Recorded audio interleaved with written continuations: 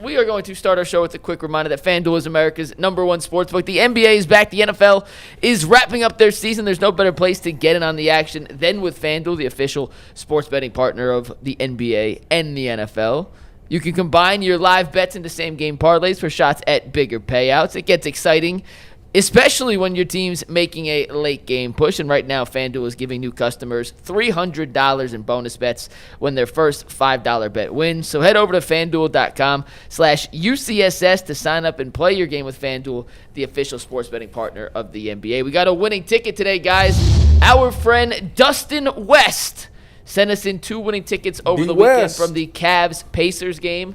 On one ticket, he had a same-game parlay that cashed $10, won $532. He had another same-game parlay from this same game, $10, that won $1,139. He made over $1,600 on 2 separate same-game parlays from the Cavs-Pacers game. If you have a winning ticket, just like Dustin West, send it in to us. Mike, I didn't realize there was a prop bet for Evan Mobley being soft. I didn't realize that. Crazy. That's interesting that he hit on that one. Send the lay. Yeah. So we'll talk about the Cavs and Evan Mobley disappearing in the fourth quarter in just a bit. But we got to start with the main story of the day, and that is Kevin Stefanski officially naming Shedeur Sanders QB1 against San Francisco. Dustin and Tyvis were not here yesterday, so before we dive into how long Shedeur will stay quarterback 1 in Cleveland, I'm curious what these two thought about Shedeur's debut against Las Vegas. Perfect. It was absolutely a great game plan. I thought it was executed by Shedeur to perfection. They didn't ask him to do a ton. They threw the right amount of times. He didn't turn the ball over. He didn't. Well, he turned it over once. Well, yeah. One turnover. Yeah. But he for the most part took care of the ball. Didn't take any egregious sacks in this game, which was one of the things that I was really concerned about. Is like, when he gets back and then he spins around, then he spins around. The next thing is like 25 yards lost. Like, he didn't do any of that stuff, so it was great. I don't really have any complaints other than I have no complaints. I mean, it was a really strong performance for a rookie's debut. He did something that 17 other quarterbacks tried to do before him as rookies, and they were unable to do it. So I think that is a huge accomplishment for him, and he's deserving of being the starting quarterback going forward until, even if Dillon comes back and is healthy, I think he cleared. I still would start Shedeur. And that's the case. In fact, Kevin Stefanski, when he started his press conference yesterday, said some nonsense, I don't remember. And then he goes, Dillon Gabriel has been cleared from concussion protocol, and Shedeur Sanders will be the starter. He said that right away, even before he got asked about it. So I thought that was interesting. Got ahead of it. Yeah. I mean, to me, honestly, I just wanted to see the biggest difference between a full week of preparation and him only getting a start at halftime. And obviously, when you're from the Baltimore game, obviously we talk about those egregious sacks and some of the missed opportunities. I thought that he looked a lot comfortable. He had better chemistry. I love the way that he extend plays. Like, when he tried to extend plays in Baltimore, it was like wild. It was like the spin out, lose yards and stuff like that. When he did it in this game, if you notice, like on the Bond pass and the Judy play, he like kind of sprinted down the line. Like, it was like a rollout more than like him trying to run around. Like, he rolled out and then he made his play. And I thought that was very telling. And then the biggest thing that I realized he like learned from the week 1 to the week 2 was he started to step up in the pocket. A lot of quarterbacks in college, when you're trying to avoid sacks, it's, let me spin out and let me run around. But in the NFL, to avoid sacks, you want to step up in the pocket. And I seen him do that, and I was like, okay, he's learning, So I was very encouraged by what I seen. I thought he made some really good plays. Obviously, I talked about the 2 big throws that he made down the field. Obviously, Dylan Sampson had a really good run. But to me, the biggest thing that he did was he brought hope to that team. Like, it was a spark. And we talked all year about how a change at quarterback always can provide a spark to a team. When he connected that ball to Isaiah Bond, that whole team lit up. I mean, obviously the clip of Myles Garrett was viral because Myles was like, and like they chest bumping and all that. It was so exciting because that's something that we hadn't seen. And it's so funny because it always makes me go back to me and G's film against Pittsburgh when we was watching it. And I literally said, it was that dig post concept, and I said, Shedeur gonna throw this post. That's the difference between Dillon and Shedeur. He'll throw that post. Well, I'll be darned. I'll be doggone. A few weeks later, he get a post to Isaiah Bond, and he actually throws it and hits it. So I just think that just seeing that element of them stretching the field, it put the Raiders in a disadvantage because they wasn't used to that. Like when you watch the tape, that's not what the Browns do. It's all sit on routes and all these things. Now you got to actually open up, and it's funny because like I was laughing at Tillman. Tillman is a great example of you can tell the quarterback change has messed with him because on them fade balls, he like quit running. He stopped running because he like usually they not throwing. I'm not getting this ball. To look up and see it like, oh snap, he threw it and he tried to do it, but it's too late. So it's funny to me. There's no excuse for that. No, it's not. Yeah. But like I understand, like all year I've been running this deep ball and ain't nobody threw me the ball, but now all of a sudden, oh snap, he threw it. Like he got to get used to it. So I think that just bringing that element of being able to stretch the field and throw the ball down the field, it really makes defenses have to play you honestly. You know, to the point about the spark from a new quarterback, we didn't get that from Dillon Gabriel.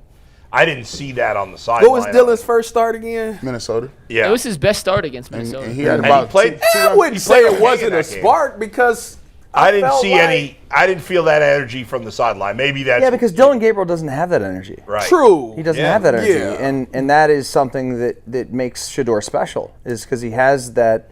It's a confidence, as my daughter would say, aura. He's got the aura. He's got the aura. I mean, no doubt. He's got the aura. Really good at aura farming. Yeah, he literally said before the game, "I'm what Cleveland been missing."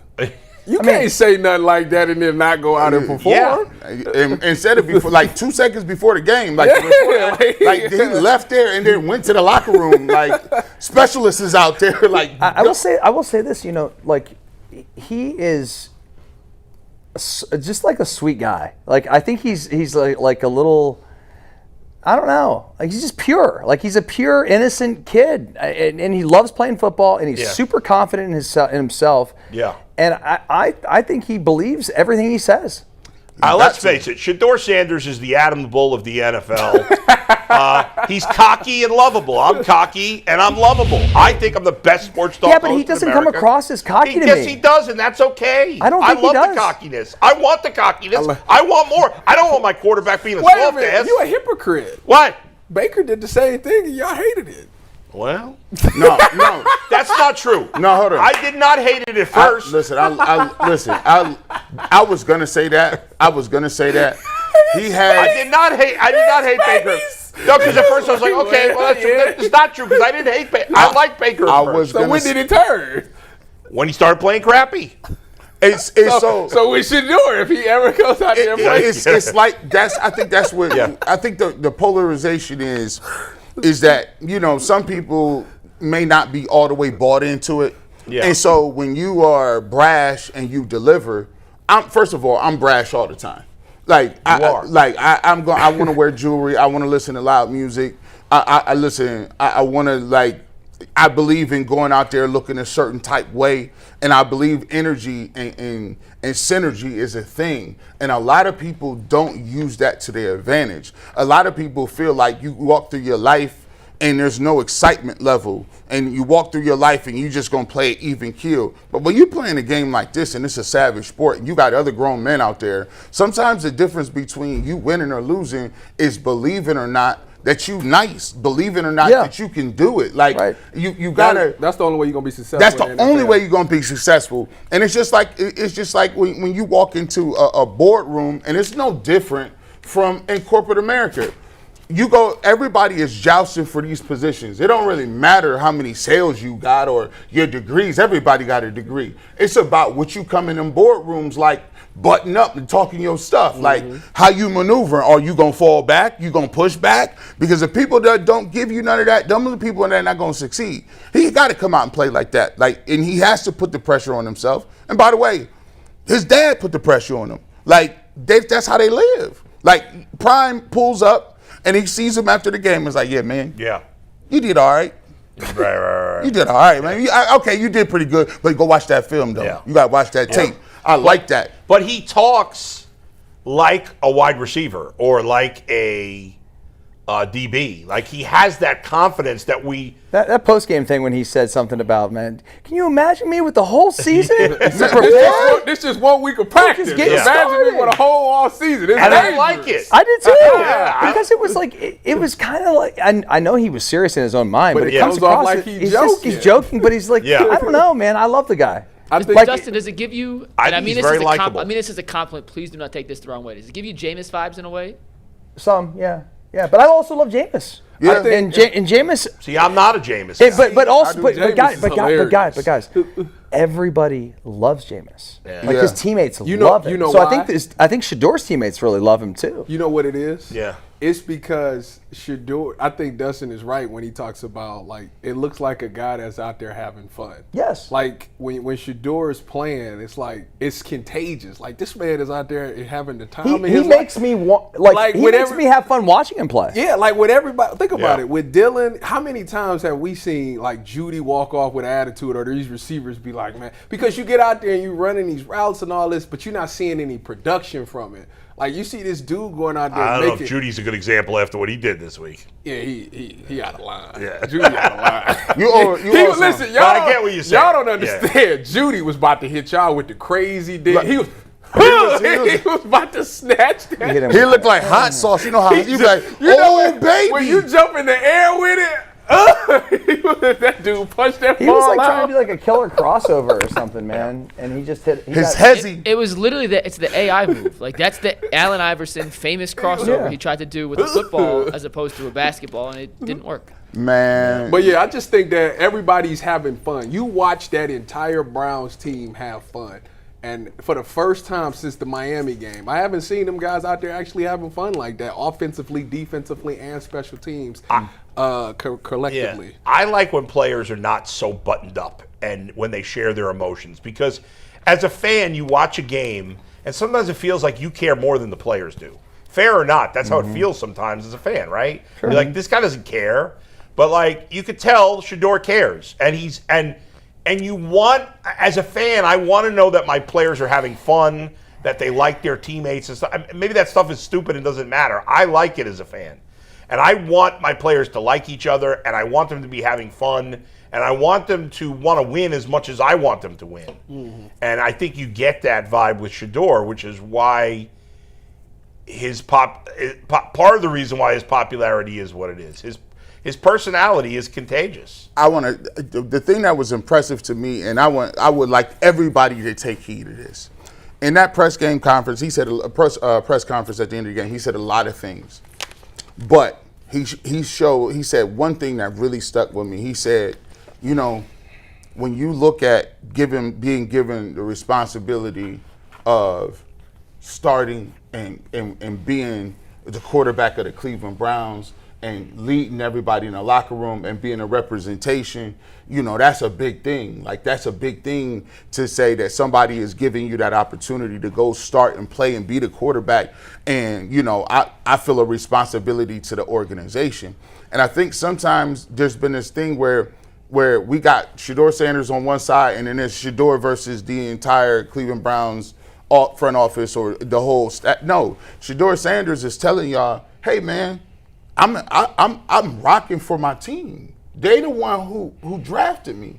You know what I'm saying? They the one people. He said I got passed like 5-6 times. Mm-hmm. They the one. So he don't look at the people inside the organization as his ops. He looking at them as like, man, you know, he got all of the young rookie guys that they got on the team. They got a bond. Like, you know, it's special. The first team you guys went to and got drafted to, or where you was at, you felt that feeling like, wow, man, these dudes really invested in me. Mm-hmm. Like, you feel indebted. You feel like part of a family. And sometimes I think people get it misconstrued. Like, he really wants to just be a part of something. You know what I'm saying? It's not like he want to outshine nobody. He just want to be a part of something. I still think that this situation is the best situation because it's not foreign to him. I continue to say, like, if you look at his career, he went to Jackson State. They were not good, but he helped turn that around.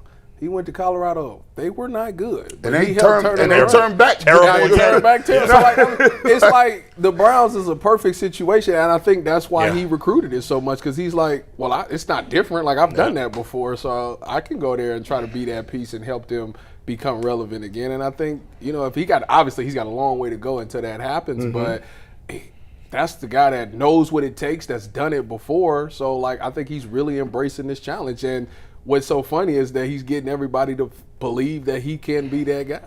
Do we have to do a topic on did Shedeur Sanders carry his dad in Colorado? Go ahead. I do have a question for you, though. Kevin Stefanski was asked if Shedeur will be the starter for the rest of the season or if it's on a week-to-week basis. And Stefanski just answered saying, my focus is on this week. So wouldn't commit long-term.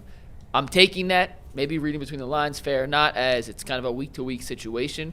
Do you think that's how it should be handled, Bull, or should he commit to Shedeur for the final 6 games here? I don't think he needs to say. You don't want to put yourself in that situation where you're locked in. Like, what if the next 2 weeks Shedeur is hideous? Like, you may want to change your mind at that point. So what is the point of saying that? To me, I would play Shedeur the rest of the year, and I know you guys probably feel the same way, unless it's just so bad. Unless he has a catastrophic performance. But to me, it's not a big deal. Like, he said he's the starter. To me, he's the starter until otherwise. I'm not worried about everybody's only a starter for the week. Anybody can be replaced. I'm gonna ask y'all on this because this is funny. When I played, I started like all the games when I was a redshirt freshman. And I was the only dude. All the rest of the people were like starters from the previous year, and it was like I was just the new dude who started playing. And I remember us having military coaches, like these guys is drill sergeants, man. And I remember there was literally like half of the coaching staff that did not say nothing to me, like they just didn't speak to me. Like, listen, you may be good, you earned it, but we're not talking to you. As a matter of fact, you got to prove something, bro. We're not even giving you what's ups in the hallway. Like, so what happened is I was like, it made me want to keep proving myself. I'm like, man, y'all cats ain't going to talk to me. What's up, coach? They like, man, we ain't talking to you. You would say hello to the coach and he wouldn't respond? I don't like that. You know why? That's a D move. You know why? It is. It is, but you motivate people in certain ways, right? When you like saying it's week to week, it put a little different extra in your preparation. It put a little, not saying that it didn't turn me off. I knew what they was doing because they had a rule where, hey, if you're a freshman, you walk the stairs. You can't get on the elevator. When you're a freshman, you got to come and you got to bring up the TV. When you're a freshman, you got to make sure the tape and you got to wipe the boards down and clean up everything. So I got to be there 10, 15, 20 minutes before all the seniors. And I'm like, well, I play over him. But what it taught you is this. Sometimes you got to learn how to serve before you can lead.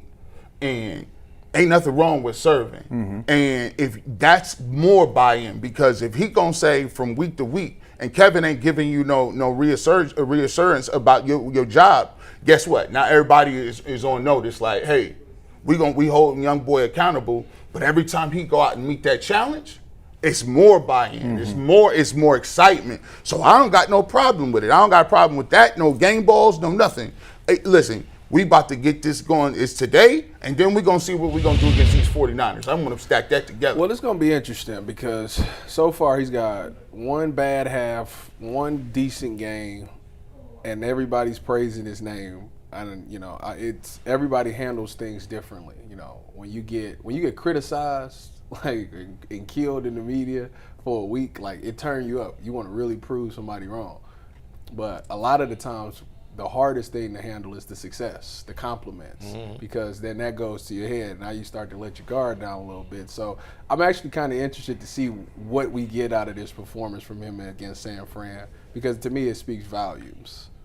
It's actually to be truthful, it's the real evaluation.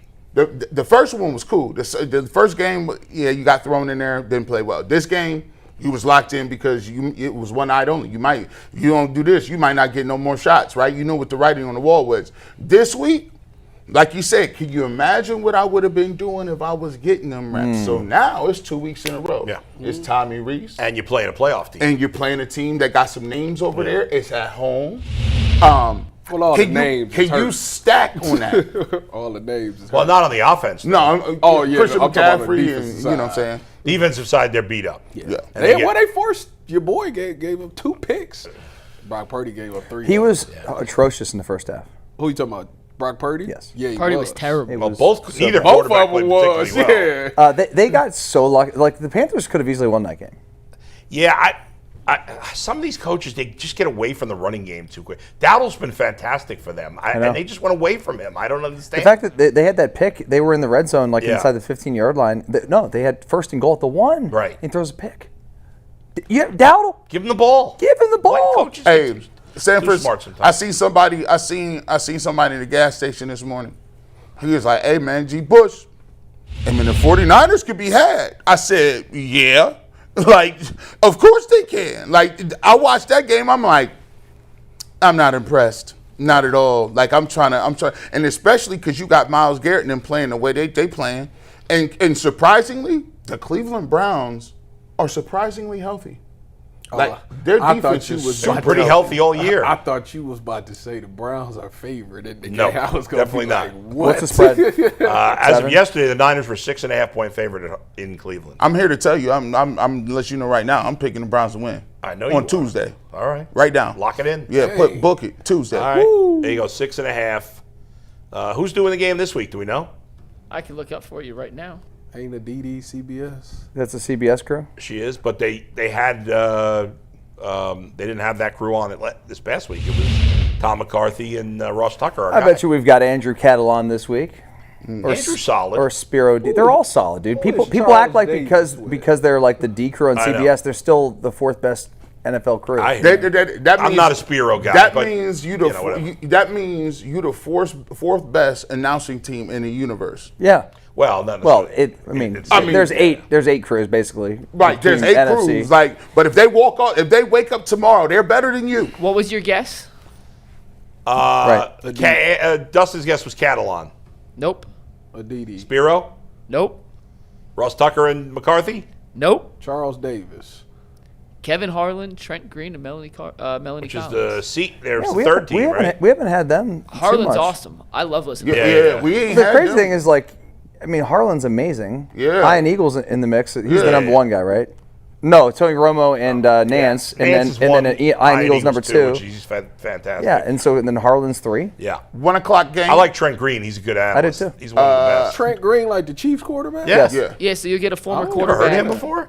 Huh? You never heard a Been game doing with him games before? for a decade, dude. I didn't know he was calling games. Oh, yeah. No, I know you've heard of him. I just meant like you never heard him do a game before. I'm not. Dang, if oh, I he's did, really good. I didn't even hear. You didn't realize. I didn't even know it was his Trent voice. Green was Probably the dude, and he got hurt, and then who Kurt came in? Warner. Kurt Warner came Yeah. in for him. It was all she wrote.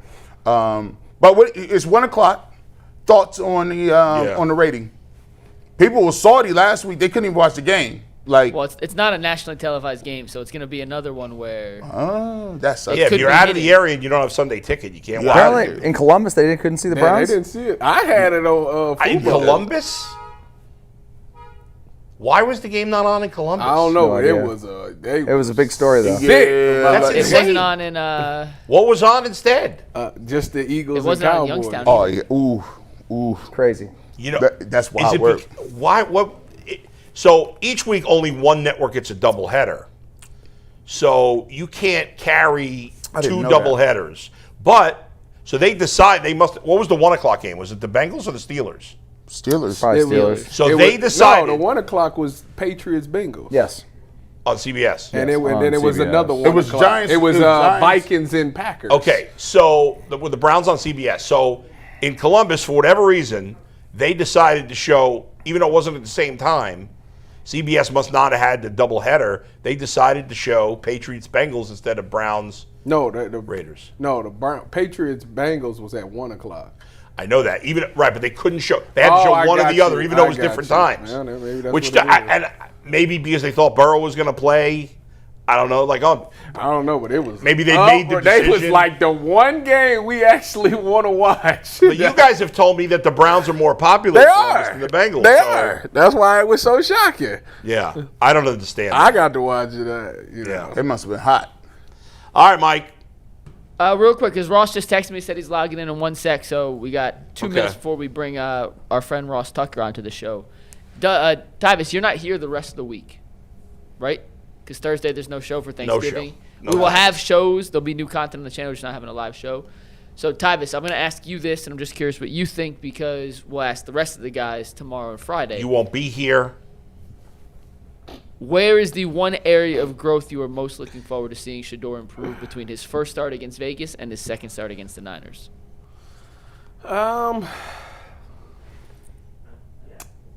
One spot that I want to see him grow in is